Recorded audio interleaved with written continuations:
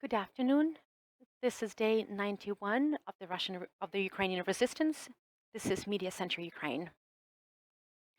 Now we have live with us Mr. Dmytro Solomchuk, member of the Verkhovna Rada of Ukraine, member of the Parliamentary Committee on Agrarian and Land Policy, and we're going to discuss the state of the agricultural sector in Ukraine. Dmytro, good afternoon. Greetings. Dmytro, I would like to start with a very simple but also difficult question at the same time. What is your current assessment of the state of the agricultural market in Ukraine?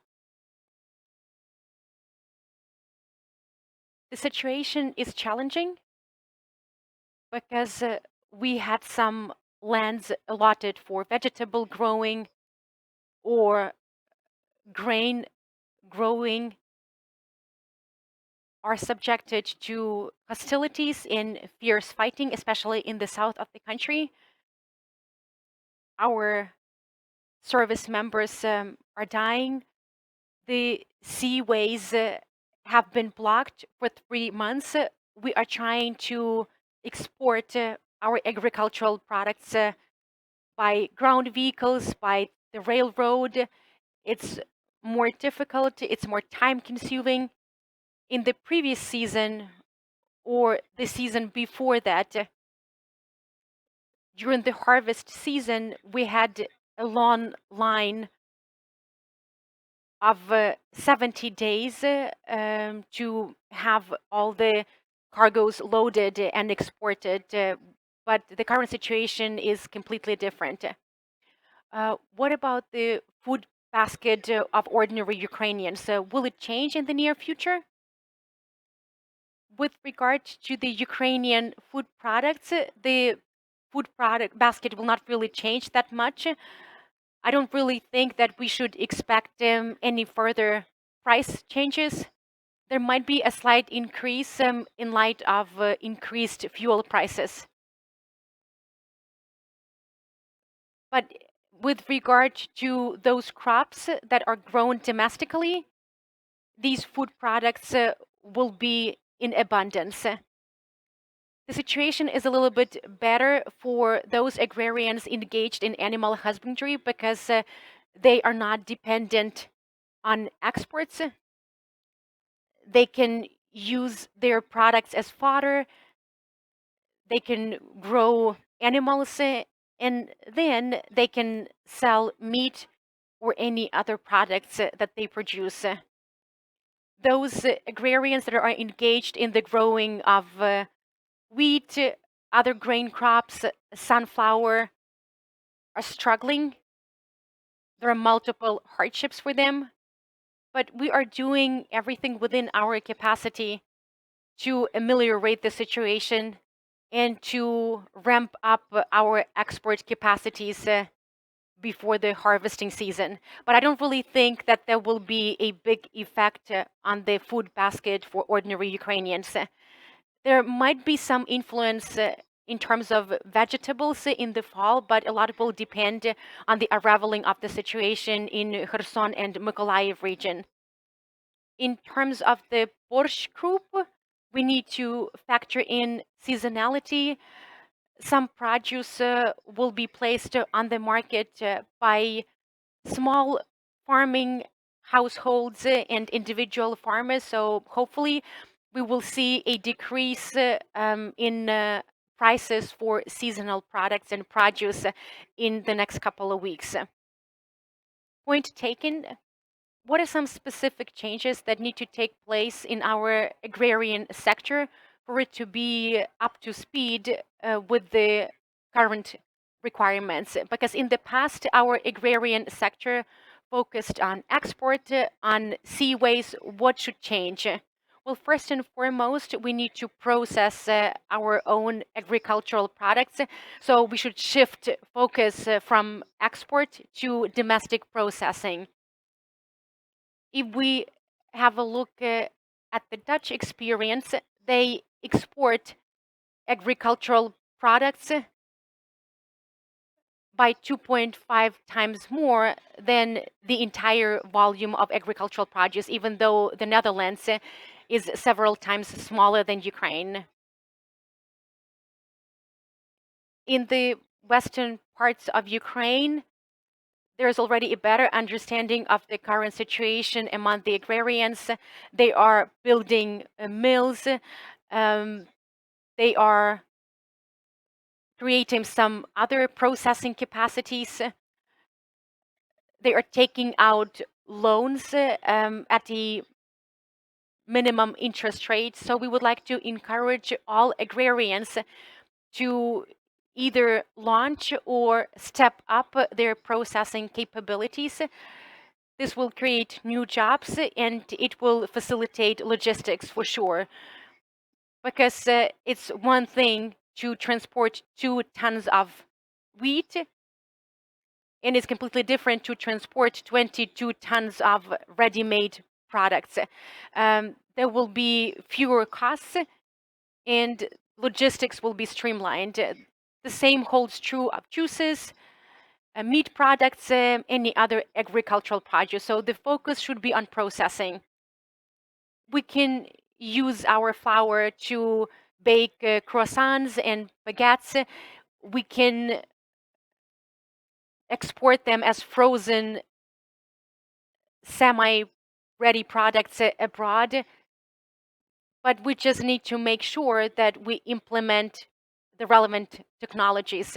It's a trendy thing in coffee shops, in small restaurants. So why not produce these prefabricated frozen products? All the restrictions on quotas have been lifted.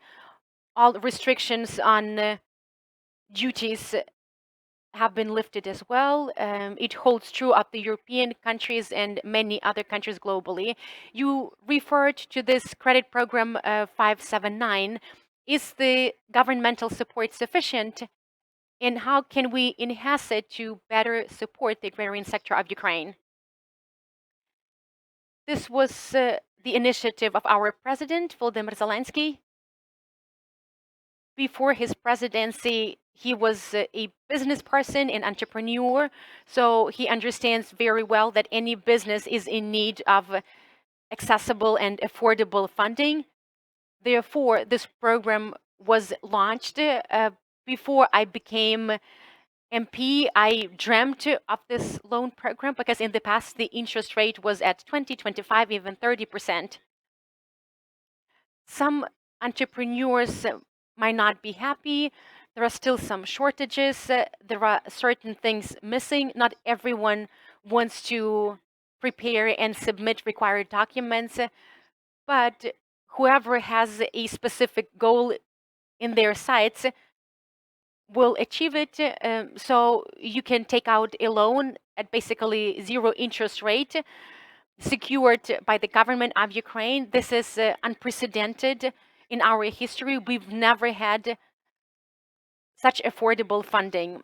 There is a certain part of funds that is not guaranteed by the Cabinet of Ministers of Ukraine, so there's a need for a mortgage. This money is provided by banks, so it's obvious that banks are not really willing to provide that money without collateral. So agrarians need to use their real estate or any other property as collateral. But I guess that it's acceptable considering the zero interest rate. You can launch a mini production line or a mini processing line. You can produce pasta, or maybe you can engage in bakery. You can process berries, vegetables. This sector has been vibrantly developing in Europe for a long time. Seeds are supplied to small farming households and farmers. They grow them, then these vegetables are transferred and washed at warehouses, and then they are packaged and sold in supermarkets. You can even boil or cook some of these vegetables and sell them ready for consumption. Such equipment requires significant investment. When I engaged in entrepreneurial activity, I had to take out a loan. I had to use my housing and some other property as collateral, but the interest rate was about 25 to 30% back then. I could not even dream of a zero interest rate. My last question is as follows. What is the threat of hunger in the world because of Russia's war against Ukraine? And do you believe in our seaports being unblocked? Because this is something that has been on top of the agenda recently. There will be definitely hunger globally. Millions of people might die. The Russian aggression has done a lot of harm. Supply chains have been disrupted, and you cannot even restore them. Agricultural products need at least 1 year to be grown. These are not products that you can produce at a conveyor belt. So the problem is drastic, the problem is acute, and everyone worldwide will feel it firsthand in several weeks. So the understanding is there, but it will be felt more tangibly in a couple of weeks. There's a lot of talk about unblocking our seaports. There are calls for warships to enter the Black Sea and unblock our seaports. It's a good idea, but I guess then these ships have to stay in the Black Sea and ensure the security of the south of our country. So it should not be only about the export of our products. Dmytro, thank you for this substantive discussion and for the update on the agrarian sector in Ukraine. Our next briefing will take place at 2 p.m. We will have live with us Ms. Yevgenia Kravchuk, member of the Verkhovna Rada of Ukraine, and she's a member of the Ukrainian delegation to the Davos World Economic Forum.